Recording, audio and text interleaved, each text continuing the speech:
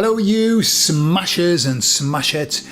Today I'm going to talk about something that happened to me whilst I was out in the countryside, and it was new and it's never happened before, and I'd like to share it with you. I'll tell you all about it on the other side.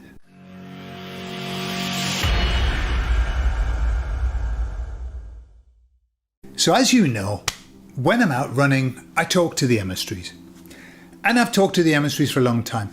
Sometimes, every now and again, I talk to the Jesus energy, and I don't know if you remember how that came about, but it was kind of like through I was giving thanks, and I just decided to say thank you, Jesus. Okay? Just came to me. I don't know why. It was flowing. And in that moment, they said, we are here, right? The Jesus energy. And it's plural. Well, a similar thing happened to me because I was giving thanks, as I always do, on my little mount there. I was giving thanks, and I was giving thanks to God, okay? Talking to God, as I always do, just directly now, thank goodness I can do it. And God answered. But don't get me wrong, I wasn't talking directly to God, but the God energy answered. Basically, just started to talk to me. And they said, I was saying, thank you, God. And they said, we are here. And I said, what do you mean we? If this is God, why we? And they said, we are the intermediate between everything that has been, everything that is, and everything that will be, and you. We are. All right, so that's their job. Like telephone operators, I suppose, in old money, telephone operators. And so they connect to source. All right, so I just rolled with it. Now, I mean, if you'd said this to me 20 years ago, hey, Gordon, you'd be talking to some emissaries, these beings called emissaries, and also connecting with the Jesus energy and talking to the telephone operators that connect you with source God. I would have not believed you. And now it's like, well, good, nice, something different, something nice. What I have to say is this: when I connect with the emissaries, or when I connect with the Jesus energy, there is a very distinct feel to it. I've got to say this. And when I connected with the God energy, there was a very, very distinct feel, a different kind of energy. It just feels different. And maybe, I'm very familiar with talking to the emissaries, and it's like we have this, it's still formal. It's a still formal conversation. It's not, super relaxed and groovy and all right, lads, not like that. It's formal. But the more I go up the levels, the more formal it gets. And this conversation I had was quite formal. That's what they said. Let me see if I can find the words. Yeah, they said, we are the energy that connects you with source. That has always been, that always is, and always will be. And that's exactly what they said to me. It was not like, no, like super formal. And so I said, can I ask a question? It's like, if you were with God, what question would you ask? Put in the comments, if you were in my place, right, chatting with God, maybe you are. I think we all have the ability to connect to this source energy. What would you ask? What would be your question? Well, mine, I went a bit cliche. What's this all about? I said, what is this all about? And they said, we are here, talking about us, here on earth. We are here to experience everything in as many ways as possible, so that when we return back to God, the very act of experiencing all of these things will allow us to appreciate who we are fully and completely. And that's no different to the answer that Neil Donald Walsh was given in his book, which is the whole idea, the whole premise of why we're here, when he was chatting away to God, wasn't he? And they went on to say, the coming here gives us contrast. The contrast to know what it's like to be killed and to kill, what it's like to be well and to be ill, what it's like to be happy and to be sad, what it's like to be hungry and to be full. All of these contrasts, we come here to find them.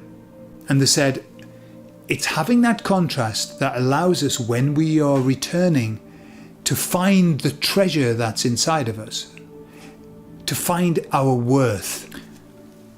They said that it's the return, it makes the return journey joyful because we have so much contrast, and talking of contrast, there's no more contrast. If we're thinking about all things goodly, at the moment we are in high contrast. We've got the contrast turned up to 100%. It's almost blinding, the contrast that we've got. But what they're saying is that it's that contrast that allows us on the return journey to truly appreciate what we are, which is a piece, a spark, a fracture of God. And I said to them, you're talking about the hero's journey here, really, aren't you? This is the hero's journey. You go out, discover things, have a really hard time, fight all kinds of horrible beings, and then find love and find your treasure and return home. And they said yes, and it's for that reason that the hero's journey is embedded into everything within our societies, within our world, in every film, the hero's journey. And they said that's why when we see something that is representative of the hero's journey, we like it. This is why they tend to use that formula. And this is why when you see a film that doesn't follow the hero's journey pattern, and they try to do that every now and again, they'll make a film with a very, very unhappy ending, or one that doesn't finish the loop. The loop's not finished. It's not very nice. It's like, not very nice. The other day I saw a film, and it was from another country, and it was the hero's journey. And it had a happy ending, and everything worked out beautifully. And I sat and I thought, I really like that. It's just not, that's the way it should be. Okay?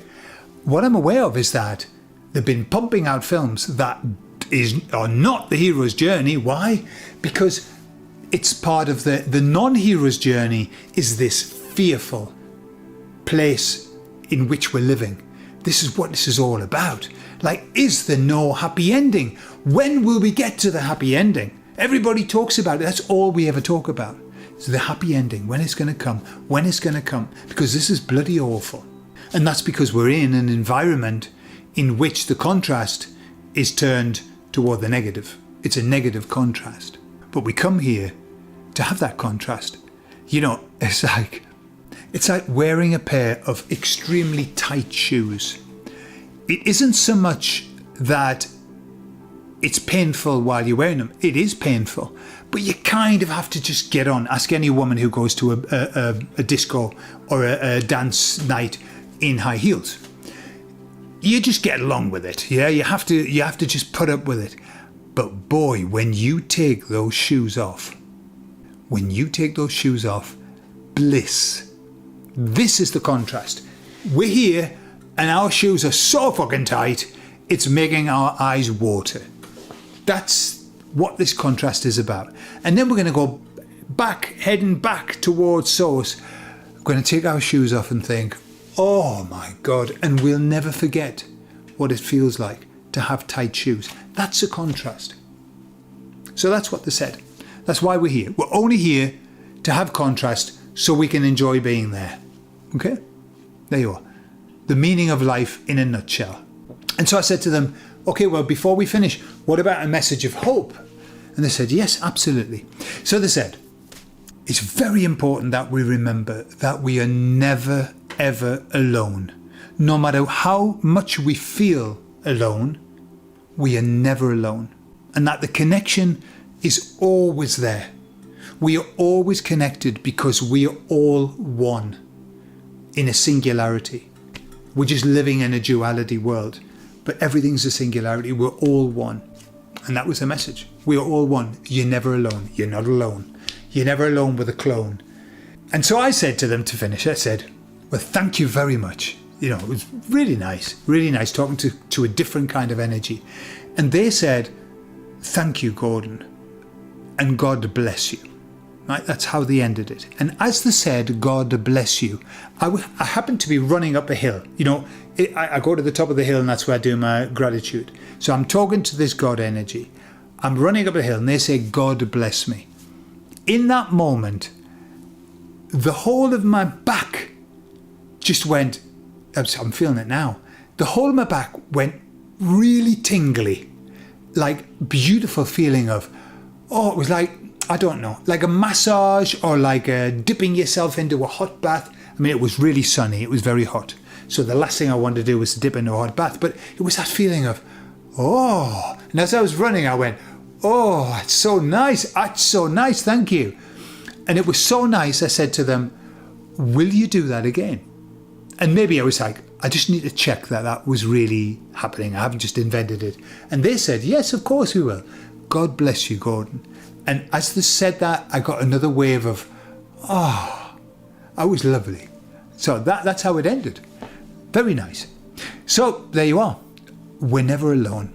And we're here just so that we can have more fun on the other side, because we've got contrast and a mountain of stories. Imagine all the stories that we'll have to tell on the other side.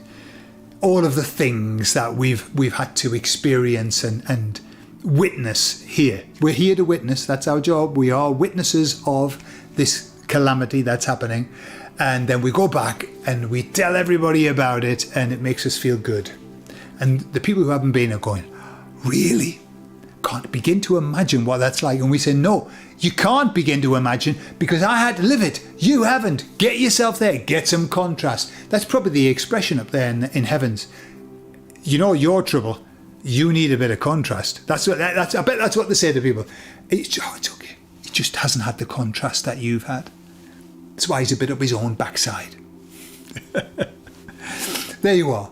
How are you doing with the contrast at the moment? How is your contrast going? Are you coping? I hope you are. I love you all, and I'll speak to you all later. Bye-bye.